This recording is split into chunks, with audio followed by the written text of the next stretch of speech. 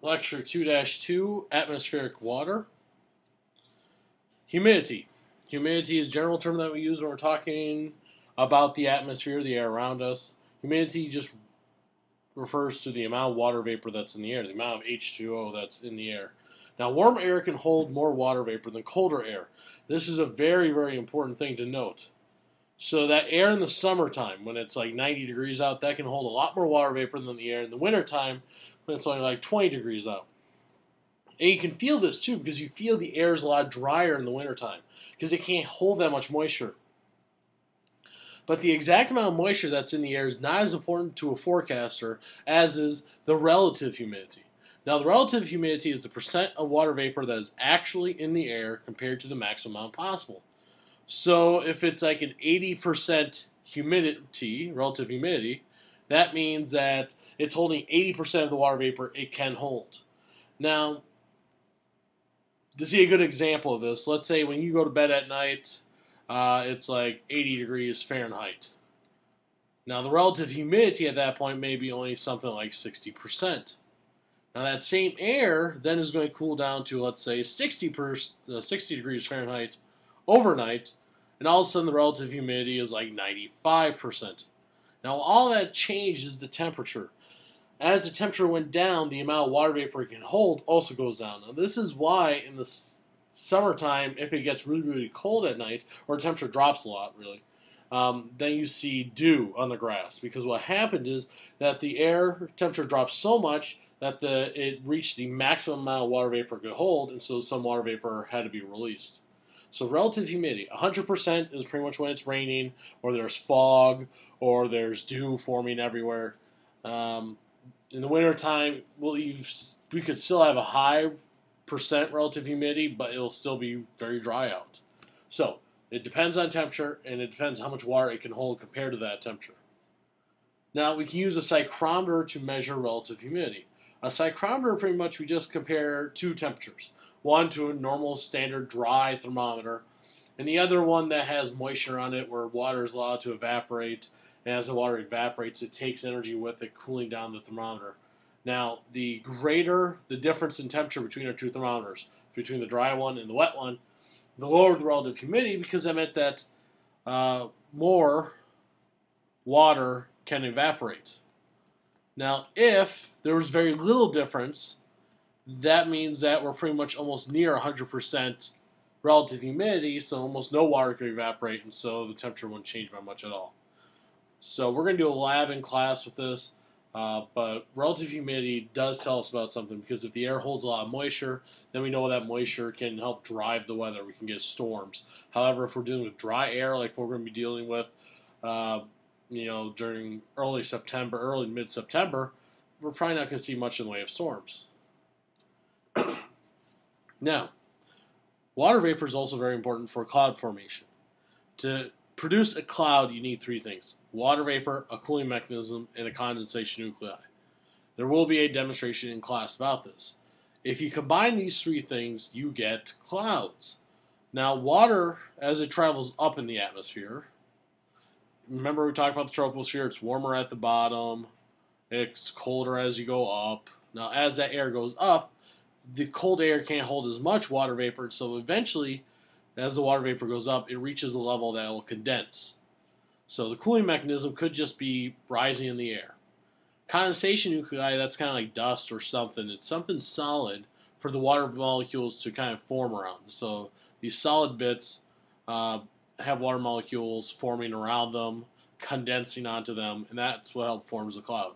Now, if you look at the clouds, you'll always see kind of a bottom plate. Sometimes it can seem very, very flat.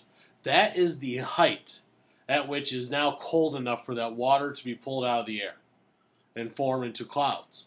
Because at that temperature, then we have reached 100% relative humidity. It's holding as much water vapor as it can. And going higher, it's going to drop that out, and that's what helps forms the cloud. So you see that bottom layer there. That's the lowest height, and that can pretty much tell you the temperature needed to form clouds. Now, there are a couple different cloud types we're going to talk about, but really if you just learn 5 terms, you'll know all of them. So we may be talking about 11, 12 cloud types, but really it's off of 5 terms. Stratus means layer-like, so you think about like flat layers of clouds. Cumulus are heaps and puffy. I think it's fluffy clouds. Cirrus are hair-like and fibrous. They're very thin. These also be very high up. Nimbus means precipitation, whether it's rain, snow, sleet, hail. Big difference between sleet and hail is that hail is larger than sleet, and difference between that and freezing rain is freezing rain doesn't freeze until it hits the surface. Sleet and hail both freeze on the way down, but hail is bigger than sleet. Alto means the middle, at least in this term. The cirrus are the highest clouds. Stratus tends to be the lower clouds, and altos will be kind of in the middle. So the four major cloud groups and their types, we have high clouds, which are cirrus, cirrostratus, cirrocumulus, and you see that they all start with the cirrus word, so it's high, thin clouds. Stratus is a layered, so it's high, thin layer. Cumulus is fluffy, so it's high, thin, fluffy clouds. The middle clouds are alto stratus and alto cumulus, so middle layered, middle fluffy.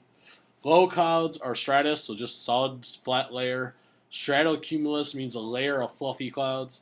Nimbostratus, that is clouds that are a flat layer, but also producing some sort of precipitation. This is a very common cloud type in winter for us. Not so much in the summertime. It can happen, but in the summertime we get more convection taking place, and that convection will help form a cumulonimbus cloud, so a fluffy precipitation. Now these clouds here are thunderstorm clouds, where nimbostratus is more of a just drizzle, or a cold rain, or snow, and cumulus are just fluffy. These two, though, have vertical development. What that means is that they can form very, very low, but they can then grow very, very high, and these can be the clouds that form up into the stratosphere. So, cirrus clouds, again, high clouds, thin and wispy, comprised mostly of ice crystals because they're formed so high up, so they're very high altitude cloud. So they're going to be very, very thin. You can easily see the sun through them. You'll see these on a calm day, because these don't form if there's a lot of convection. If there's a lot of convection, then we see that vertical development. However, if it's a very calm day, maybe even wintertime, you're going to see a lot of cirrus clouds. Cirrocumulus clouds, now we have a little bit of development here. More water vapor is present, but they are fluffy, so possibly in rows, but remember they're puffs, so they're very high up, very thin puffs. And cirrostratus, high clouds, thinly cover the entire sky. Ice crystals may form a halo, and this is the halo right here. You can see this kind of circle forming around the sun. Sunlight's being spread out, or what we call it, refracted by the clouds, and they form this little halo. You see this a lot of time in the wintertime at night. If you look at the moon, you'll see a halo effect a lot of times if it's clear night in the wintertime. Now we go to our middle clouds, alto cumulus. So these are our middle puffy clouds. They are, if you hold your hand overhead, they're going to be about the size of your fingernail, so that gets you a nice size comparison. Puffy, and now you're going to see some gray edges. With the cirrus clouds, they're going to be almost all white because light's going to easily pass through them, whereas alto cumulus, because they're thicker now, light's are going to have a little bit more trouble passing through these clouds, and you're going to see darker edges where there's less light able to come through. Now, you can't think of clouds as solid masses. If you've ever driven through a foggy day, you've driven through pretty much a cloud. Fog is pretty much considered a ground cloud. And you see it's not solid, and so you can move through there. Light can pass through, just maybe a little harder time the thicker the cloud is. So, alto cumulus is going to have a little gray edge to them. Alto stratus, it's going to be hard to see the sun. It'll be dimly visible or watery sun, right here. And diminish the formation of shadows because the sun's going to be more spread out. So alto stratus, a solid layer, not low, but in that middle point. Now nimbostratus, so it's nimbus, which we know this means precipitation, and stratus means layered. It's low layer clouds with precipitation, reaches the ground. And again, this is a big one we see in the wintertime for those snowstorms. So in the wintertime when we get snow, we're typically seeing a nimbostratus event. Stratocumulus clouds are low clouds, rounded patches, range color from light to dark gray. Again, these are much thicker than the alto clouds, so less light is able to pass through, so they're going to appear darker. They're about the size of your palm when you hold it overhead. So you hold your hand overhead, use the palm, you see these are much bigger clouds, but it's almost a solid layer of them. Stratus clouds are typically very low clouds, can almost resemble fog, does not reach the ground. light mist or drizzle. This is not really going to induce the Nimbus term.